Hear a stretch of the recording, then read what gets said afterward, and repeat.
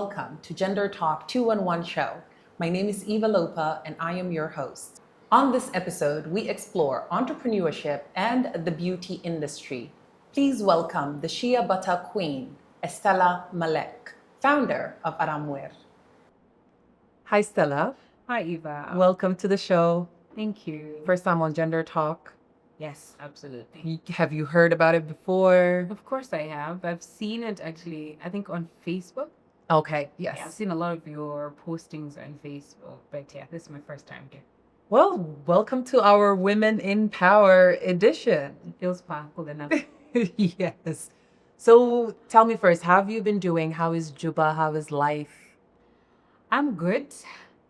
We take it one day at a time. I think if you know the dynamics of Juba, then you know that's the best thing we can do. Yes. Juba is okay. I believe so. We can only hope for the best each day. But yeah.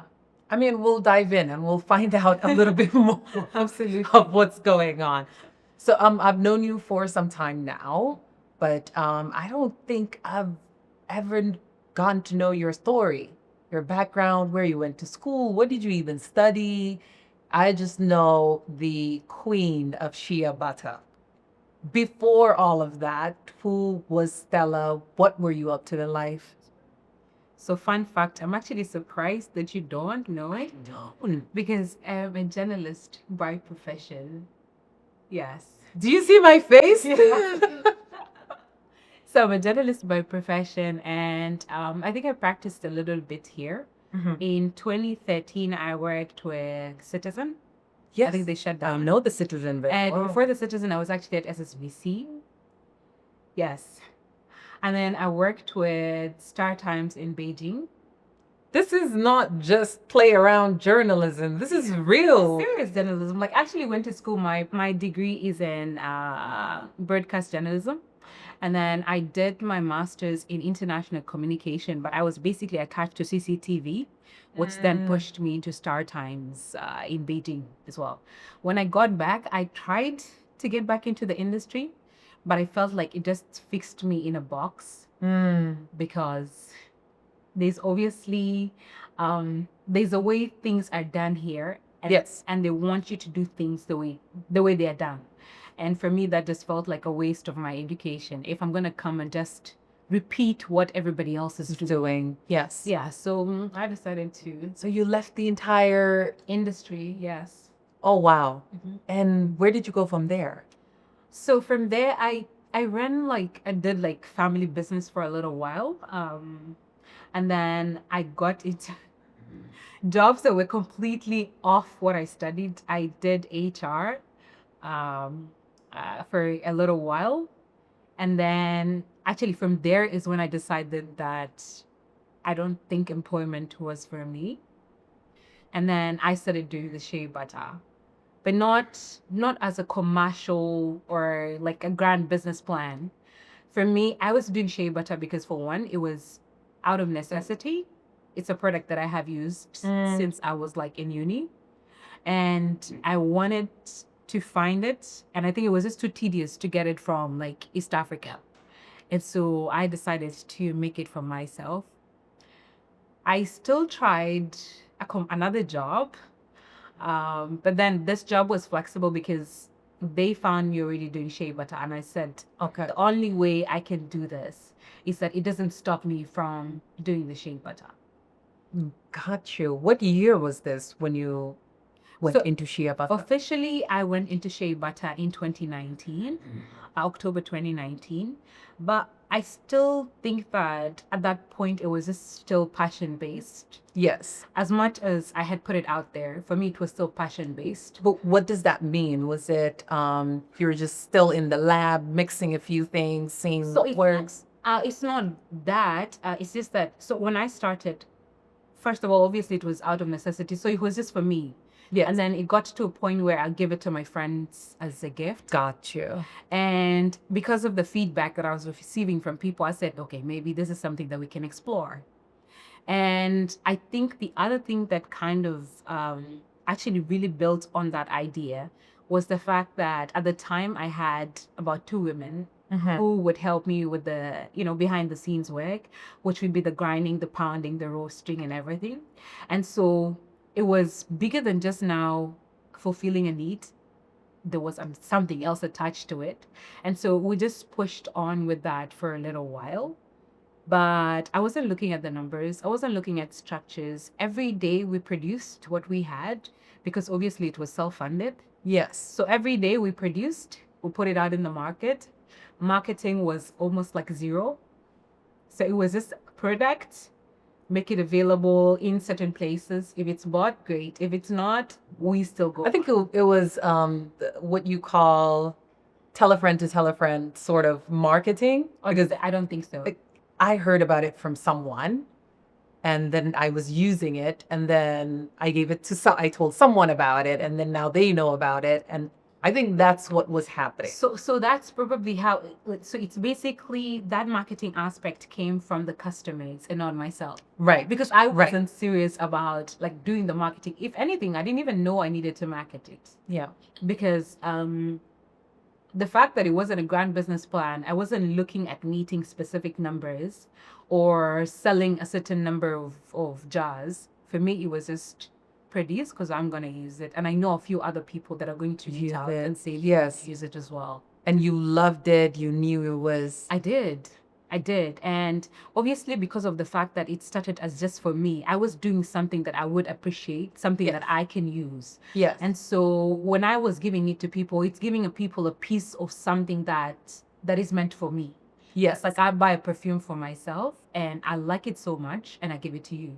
Yes. So that's how it was. And I think the formula at the time was your basic household scents that I would just combine, because I was playing around with stuff in my father's kitchen. And sometimes when the kitchen was busy, I'd sit in the garage, on the floor in the garage, and just mix up something that felt like it smelled good for me. Yes. Yeah. What was the product at that time? Because I think when you started, there was like one product that you could use, I think all over your body, even hair.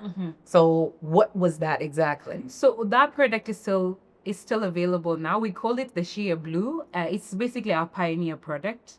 A lot of people say that it smells like baked wings. And I think the top scent in that product is vanilla. So it's the shea mixed with vanilla, and it seems to work for a lot of people. It still is our best seller until today. And you mentioned something about the product being used all over. That has not changed. So what has changed is the preference, is that we've created more flavors so that people, to meet the preference of people. Now, obviously, lemongrass is a household product as well. Yes. We have lemongrass in the house. We use it for tea. I don't know what else it's used for, but I know the lemongrass oil as well can be used on the body. So that still is possible to use all over the body. Yeah. The only difference I use it all over the body. I don't advise it for people with sensitive skin. So for instance, somebody with eczema or a child, because lemongrass is a little bit too strong compared to other subtle oils.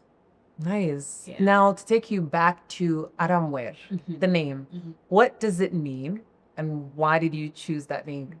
So Aram Weer means where the lakes meet. In other words, lake states. And why did I decide that?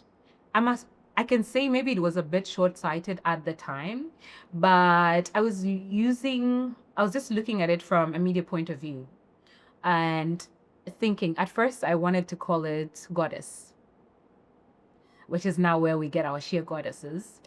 But I thought to myself, if somebody saw this product, Goddess, on the shelf, where would you think it's come from? Everywhere but here. Yes. It could be here, it could be anywhere. And I looked at it and I realized that, obviously I was looking at it from a PR point of view. Yes. And I was thinking to myself that, what does that do for where the product comes from? So I wanted to create a name that if somebody interacted with the product, they should question themselves, what does Aram Weer mean? Yes. Or where is that from, And the fact that it's lake states, if you look at it, like obviously people who would be curious would look at it and want to know where it's from, and then we can now tell them the story. Yes. So for me, that's where I was coming from. I wanted the identity of the product to be tied to South Sudan and where it's. It definitely has a lot of identity. I never knew what the name meant, but Aram Weer, I know that is South Sudan. So I'm getting that. Yeah. Yeah, Yep. so that's it. And also my very first batch of nuts obviously came from Lake States. Because when I did ask my grandfather to smell the last batch of shade that I had that was from Uganda, he told me that we had it. And when they brought Lulu, the Lulu that you and I are familiar with, I said, absolutely not. This is definitely not the one. Because I'm sure you've interacted with Lulu. I have. And it has a very strong smell. Yes. The color as well is much darker than the one you interact with Aram Weer. And so for me, I knew that that didn't work for me because I tried to play around with that, but then the scent was just too strong. So I asked him to bring me the raw material, and they got me the raw material. So From Lakes. from Lake State. Wait, yeah. take us to the lab. Now let's go into the process. Where do you get the raw materials from, Shia itself, and what is the process until now it's in packaging and we can use it directly? So right now we get it from several parts of South Sudan. So if you didn't know, shea grows in Bargazal, Western Equatoria, Eastern Equatoria, Central Equatoria, and a lot on the lake stretch actually. So we started by getting ours from the states. That was Rumbek and Aluaklua in Yeru. And then now we get from, we still get from those places, but we also get from Rokun, we get from Moli, we get from Pageri, we get even from Eastern Equatoria, places like Lohutok, Longonot, like there's just too many names that, Yes. but yeah. So we kind of spread out around South Sudan. And obviously one of the key factors is the fact that we have logistical issues. So we spread out to make sure that, for instance, when there's a conflict in a place like Lake, we are still able to meet demand by going like in the Eastern Equatoria. If there is an issue in Eastern Equatoria, we can still also be able to get it from Eastern Equatoria. Yeah, so that's where we get them from. So we do get the nuts from these areas and bring them into Juba. So we then transport them into Juba. They're dried and then sorted. And we used to do the cracking of the nuts physically. You should be able to show that later. Yes. We do the cracking of the nuts, and then you get a seed inside, which is where we get the oil from. So once you have the seed, they usually dry up because they are harvested around the same time as the rainy season. And so it takes a bit longer for them to be able to dry. Once they dry, we now sort again to pick out it's basically grade the nuts. Gotcha. High quality to the ones that are a bit, shaky and everything. And then we grind them to make it a powder. The reason we do this is because it allows for maximum extraction. That if you don't and you just we used to pound before, but when you pound, there's some that you don't pound properly, and then it kind of doesn't allow you to extract food. So we grind, roast, then boil, which is where the extraction happens. And then, you have the oil. So then we now move to the value addition, which is what you buy on the shelves. That is a long process. It is. How long did it take you to learn each step? And why was that so important? I don't think I have perfected it. Every day I still learn something new.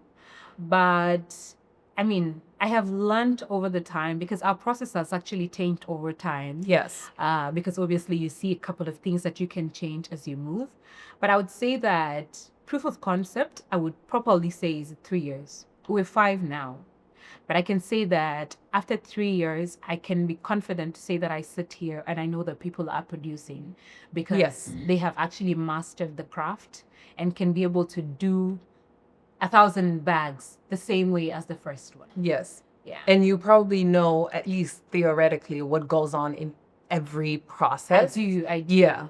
Also because I was very hands-on at the very beginning. So I know that, I'll say, for instance, 3 kgs get you 1 kg of oil. 3 kgs of nuts would get you 1 kg of oil. There's a type of nuts that would be 5 kgs that get you 1 kg of oil. But all these I know because I have been hands-on from the very beginning. So it's not easy for them to, Yeah. for somebody to claim something else that. Yeah. Has knowing the process made you a better entrepreneur? I believe so. I believe so. I think it's very important to master the craft, because then when you have people that are working for you, Yeah. you're giving instructions from a place of knowledge. And even when they are unable to implement, you can get hands on, get your hands dirty, and show them how it's done. Because I can't imagine that somebody who has not taken their time to actually learn how to do shea would be able to run a company for shea. Right. It basically means you have to hire somebody else below you to be able to, who understands shea and be able to implement it.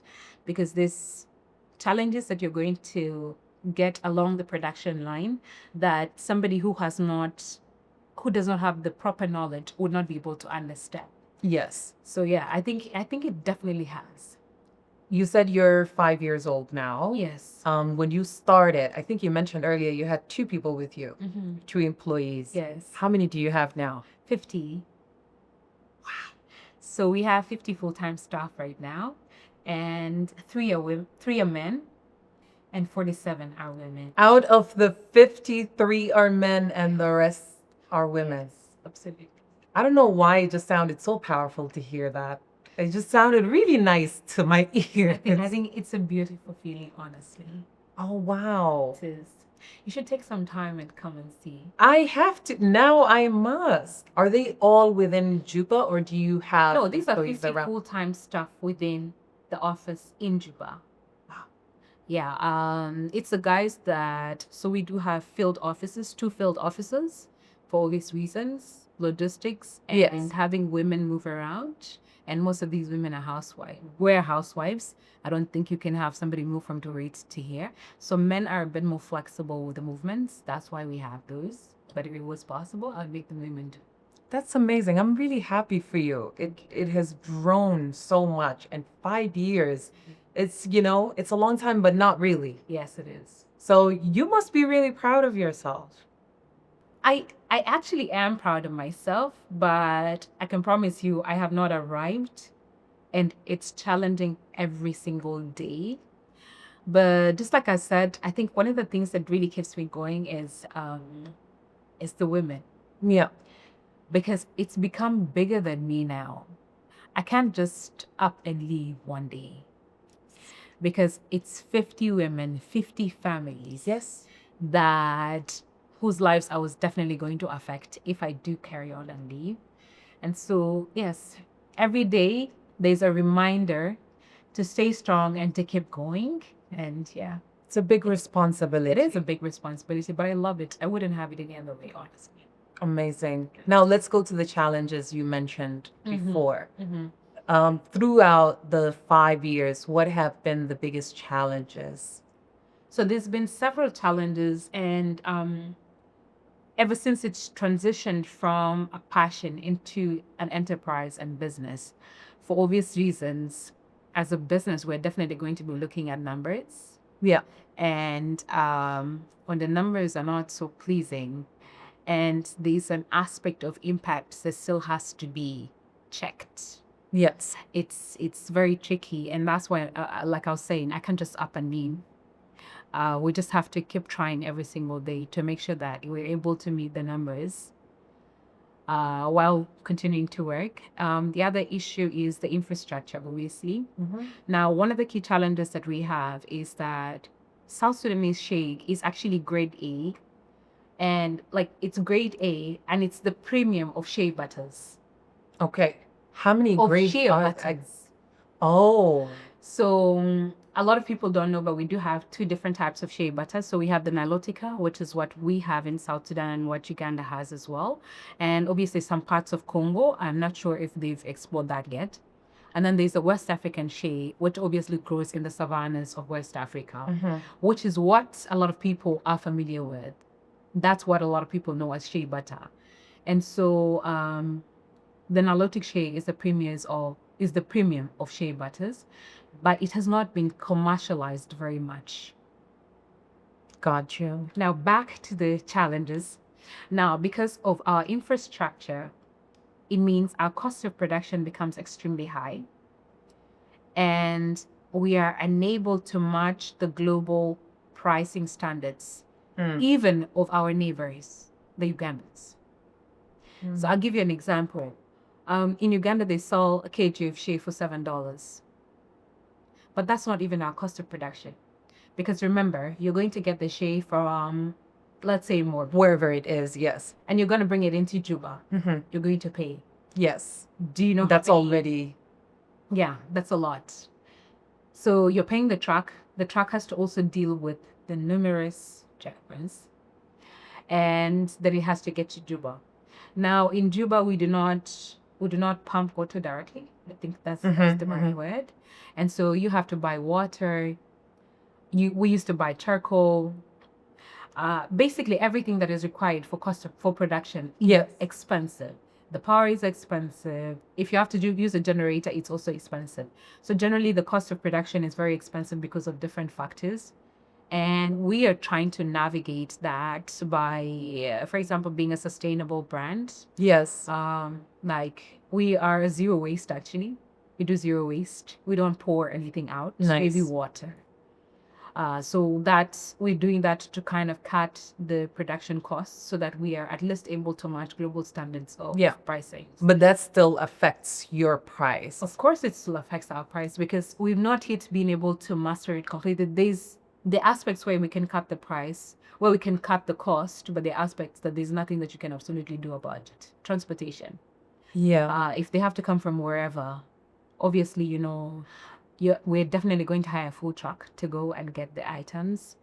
We have to pay different municipalities. We have to pay for the tolls on the road and then get it into town. So that's already, it doubles, triples the price.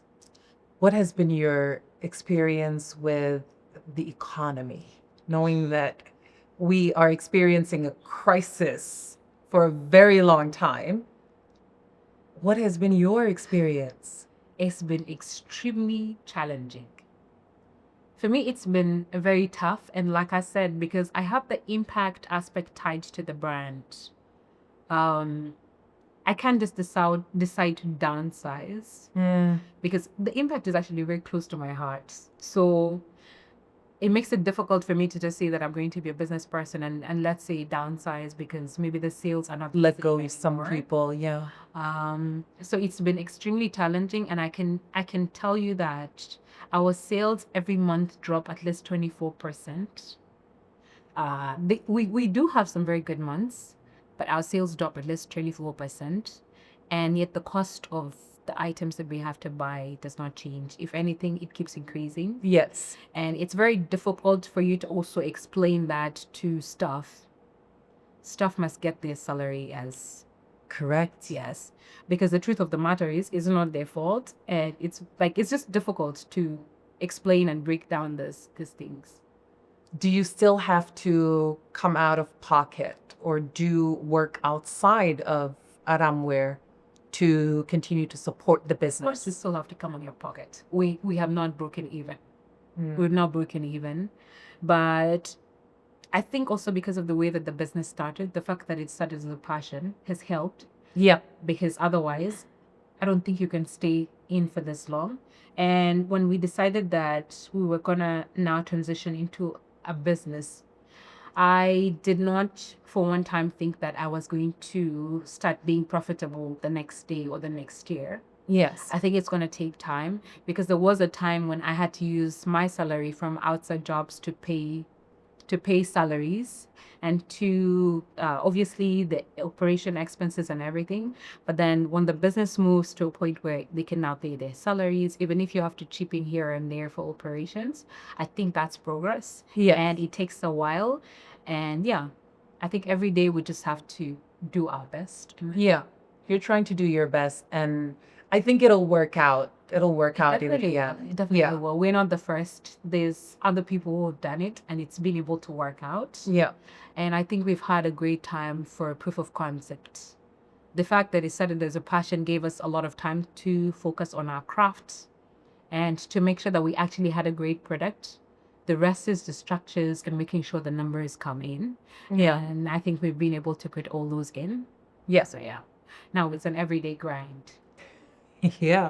I think sometime, was it last year? I think sometime last year I received I think it was a gift box that had like at least The Advent calendar. I think it was at least 7 or 8 products. 15. There were 15 credits. Maybe mine came in less. I need to double check. There were But I 15. think, yeah, I think I got a box. It was about 7 to 8 products, if I'm not wrong. And I just remember when you first started, it was one product, and here I am with this box, and there's so many. There, I actually have a video of the box and what was inside, Yeah. and some of the products that I actually use every day, like, are in there. Tell me about your new product lines. So I think right now we have products that cover everything. Yeah. We do have hair products. So we have the Karkar hair oil. We do have the body butters in 2 different flavors. That's the blue and the lemongrass. Then we have a lotion. We also came up with a range for men. That's the beard grooming kits because our products are unisex. So the only different thing was the scents. They have a lotion as well. We have a lotion for men that's tailored to their scent.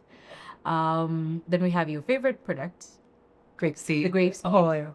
So we then have it. like other serums that accompany both, that can work both for body and the face. And all our products are holistic. They're not specific Yes. to certain parts of the body, except the hair products, obviously. Yes. Yeah. How do you decide which products? Okay, this is ready to go. Do you test them yourself first? How do you decide? So honestly, all the products have come as a result of me just playing around with, like, just getting into the lab and playing around with something and see that this works for me. And then I test them out myself. So I'm always my guinea pig, obviously. I don't want to put out something that I can't put my hand in the fire for. So I'll usually use them by myself first, and then I'll give samples out to people that are closest to me, people I know that can tell me the truth as is. Yes. And then once that is ready, we get the products tested for conformity, obviously, and then we put them out in the market. What would be the biggest lesson learned throughout this process, throughout the 5 years? Is that business is not for the weak. And I think that it's important to do a feasibility test of a business when you start. One of the things that I love about how far we've come is the fact that we started very small. Yes. We started very small and we grew gradually, and we've learned a lot of lessons along the journey. I don't think that these are things that I would have learned if we just woke up with a lot of money and set up something. I think the mistakes that we would have made at that time would have been much grave than the ones that we made as we learn. So I would say what I have learned in the last 5 years is, one, start small. Make sure you're passionate about what you're doing, and it's important to keep in mind that you're not going to get profitable for a very long time. Yes. But you have to show up every day, and there's a lot of discipline, obviously, that is attached to that. Definitely. Yeah. I think I saw, I follow Aram Weer, and I watch a lot of your videos sometimes, especially when you're interacting with the women. And sometimes I come across other videos. Yeah. So I think you were in Dubai or Abu Dhabi. I'm not sure. I think it was a Dubai. conference. Yes. How does it make you feel to be able to just represent South Sudan and have one of very few homemade products? where everything comes from here and even produced by South Sudanese? Honestly, there's a lot of fulfillment. I'm not gonna lie. There's a lot of fulfillment that comes with it. You know, there's a post I made a while ago that you interacted with. When you are here locally, we do have very bad culture of not giving feedback, especially when you think the feedback is negative. People don't give it to you. And so we are left to operate on mediocrity. Yes. So you've seen my product, you've interacted with my product, something is wrong with my product, but you won't tell me. You only tell me when something is good. And so a lot of the times it's very easy for that to get to your head and you think you've made it in life. And I usually tell my staff that I only realize that I'm in business every time I travel out of South Sudan. Because when you're now put in comparison with other international brands that are, in the market, and you see that you can fit in, that's when I realized that, yes, we have actually been doing something. And so Dubai and Canada were like, for me, the confirmations and I think motivation to continue to do what we do. Yeah. So, because then obviously the product has been taken internationally by individuals, but we have never gone as a brand. Yes. And it's just different when you have to hear feedback from individuals personally, surprised and wondering how it's possible that this has come from South Sudan, because we are not known for a lot of good things. And so it's just beautiful to be able to, in a very small way, put out something that's positive about the country. It makes me feel very proud, Yeah. And obviously, most of the times when I'm standing there, I am the clear representation of South Sudan when you look in my skin. Yes. People have no questions about where I'm 100%. from. And to see them interact with a product that has been made by women, most of whom are uneducated, and they appreciate this product, it feels good, and it tells us that there is something here that we just need to build on a little more. So for me, every time I take the product out, it feels like sharing a piece of South Sudan with the rest of the world. What would be your advice for the next up and coming entrepreneur, someone that's trying to get into the field? Just like I said, I think it's important to start small. And whatever product that you do, or whatever product or service that you do, make sure you can vouch for it and you can put your hand in the fire. Give it your best. There's always going to be challenges in the market. Yeah. There's always going to be competition, but your power is you. You're not me, I'm not you. And there's something that you bring to the table that nobody else can. They can't even replicate it. So I would say that start small, put your best in it, and just keep getting there every day. Good advice. Now, the money question. What is next for Aram Weer? What should we expect? What's the dream? Honestly, we are hoping to be one of my dreams is to set a foundation for industry in South Sudan, for a country that extremely depends on imports, and we hardly produce or send out anything. And even when we produce it, it's downplayed. Yes. I'm hoping that we can set a foundation for industry to encourage other people to do the same. And in the cosmetics aspect, I'm really, really hoping that we can be a leading provider of skincare in South Sudan. There's an endemic that is close to my heart that I'm hoping we can eradicate, which is skin bleaching.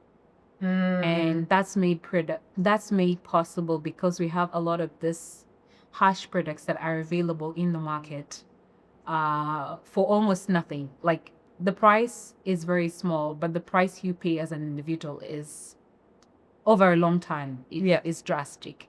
And so I'm hoping that we could be a leading provider of skincare in the country. I love it. Thank you so much for coming on the show. Thank you so much. Hopefully the next time we have you, we have 100 employees. We've broken even. I hope so too. We're in more countries internationally. I hope so too. I think it's possible, obviously. The more we grow, the more room you have to create opportunities for other women and men. Yes. Yeah. Thank you so much for coming on, and I wish you all the best. Thank you, Eva.